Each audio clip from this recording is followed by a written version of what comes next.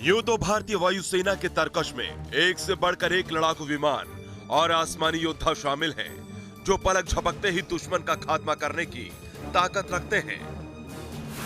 यही वजह है कि हिंदुस्तान के स्वदेशी हथियारों का पूरी दुनिया में डंका बज रहा है। दुनिया के कई देशों में स्वदेशी हथियारों ने अपनी धाक जमा रखी है और अब एक साथ भारतीय जंगी हथियारों की झलक देखने को मिलेगी। 13 से 17 फरवरी तक बेंगलुरु में एशिया की सबसे बड़ी हथियारों की प्रदर्शनी arrow India 2023 international air show हो रहा है।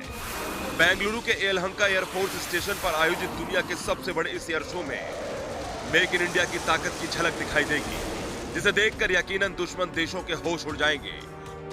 इस एयर शो में हिंदुस्तान एरोनॉटिक्स लिमिटेड HAL अपने स्वदेशी लड़ाकू हेलीकॉप्टर और सुपरसोनिक ट्रेनर जेट का भी प्रदर्शन करेगा, जिसमें 15 हेलीकॉप्टर की फॉर्मेशन फ्लाइट के अलावा नेक्स्ट जनरेशन के scale model supersonic trainer jet आसमान में अपना दमखम दिखाते नजर आएंगे। इसके अलावा लाइट कॉम्पैक्ट एयरक्राफ्ट के 2 सीटों वाले वेरिएंट हॉकआई और STT-40 एयरक्राफ्ट भी इस एयर शो में शामिल होंगे।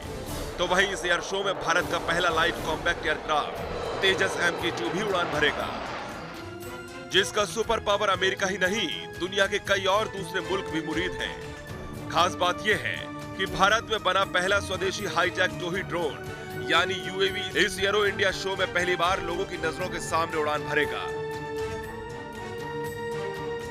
इस एयर शो में DRDO निर्मित तपस ड्रोन समेत 180 से ज्यादा विमान उड़ान भरेंगे। तपस ड्रोन को पहले रुस्तम 2 के नाम से जाना जाता था। तपस का पूरा नाम tactical airborne platform for aerial surveillance beyond horizon है। ये ड्रोन न केवल सीमाओं की निगरानी करता है, बल्कि दुश्मनों पर हमला करने में भी सक्षम है। बहुत जल्द ये किलर ड्रोन भारतीय सेना में शामिल हो जाएगा।